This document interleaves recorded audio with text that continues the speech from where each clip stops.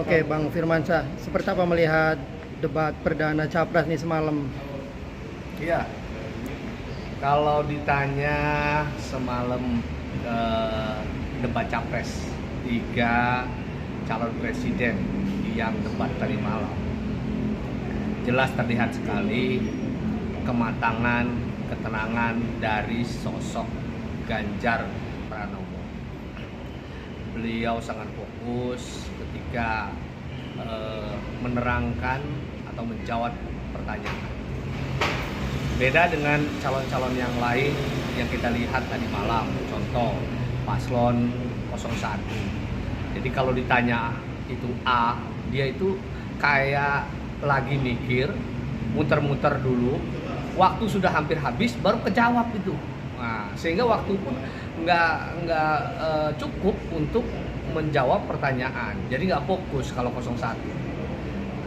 Kalau 02 kita melihat sedikit emosional dalam debat semalam.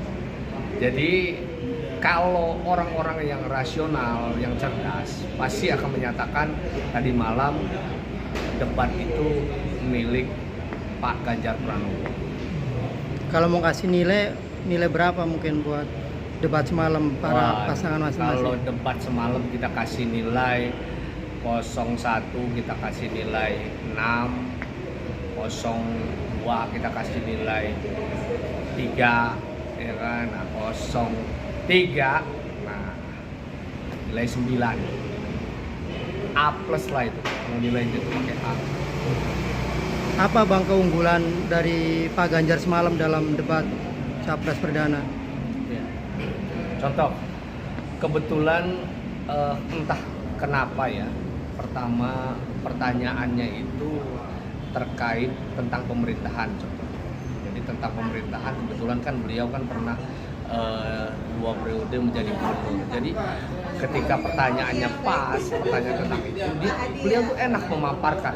Nah, ketika itu dialihkan ke Anies, lantas kan hampir sama jawaban Anies gitu. Artinya apa yang dikatakan Pak Ganjar itu benar gitu loh, tentang tata kelola pemerintahan contohnya. Jadi memang tadi malam itu entah faktor keberuntungan juga lagi. Jadi pertanyaannya itu pas, sangat yang dipahami oleh Pak Ganjar. Yang kedua, kita melihat tidak ada Pak Ganjar menyerang secara person, tidak seperti yang dilakukan oleh Pak Anies terhadap Pak Prabowo. Jadi itu kan terlihat sekali serangan langsung ke person yang membuat akhirnya Pak Prabowo pun terlihat sedikit emosi. Jadi sangat santun, sangat lugas lah kita lihat Pak Ganjar semalam dalam debat. Bang, tapi semalam Pak Ganjar juga sempat membuat Pak Prabowo gusar juga nih ketika ditanya soal MK terus soal HAM juga Bang. Ya wajar lah kayaknya Pak Prabowo agak apa ya, kalau sudah ditanya masalah MK, kalau ditanya masalah pelanggaran HAM, beliau sedikit agak apa ya, terganggu gitu.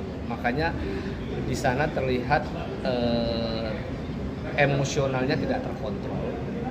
Seorang calon presiden mestinya kan bisa mengontrol diri, lantas bisa memberikan jawaban yang pas untuk pertanyaan itu, bukan sebaliknya dengan emosional lantas menyerang kembali.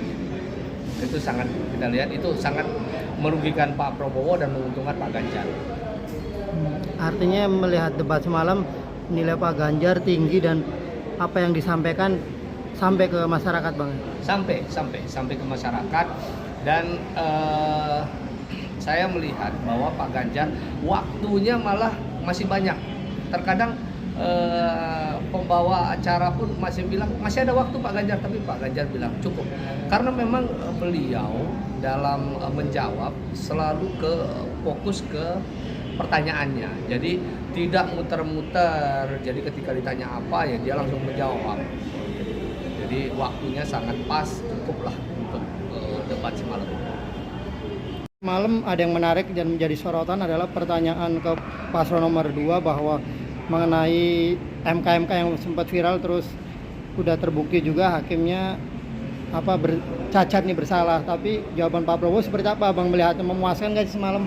Waduh, itu jawaban sangat emosional saya bilang.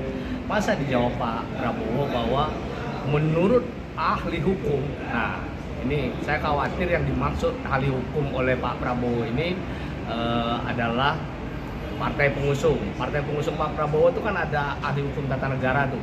Nah, mungkin yang dimaksud dengan Pak Prabowo itu ahli hukum yang menyatakan bahwa itu tidak masalah. Bapak berpasangan dengan Gibran itu tidak bermasalah, tidak cacat hukum dan sah. Nah, makanya sampai hari ini bisa berpasangan. Mungkin itu jawaban Pak Prabowo, tapi kan bukan itu jawaban yang kita harapkan, bukan itu jawaban yang masyarakat harapkan.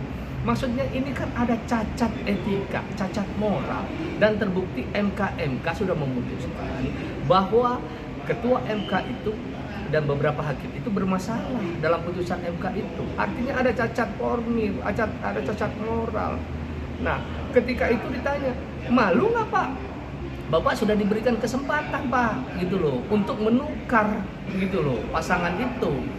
Kalau Pak Prabowo merasa bahwa ini ada yang salah secara etika, secara moral, mestinya beliau menukar pasangannya, tidak berpasangan dengan Gibran yang cacat etika dan moral.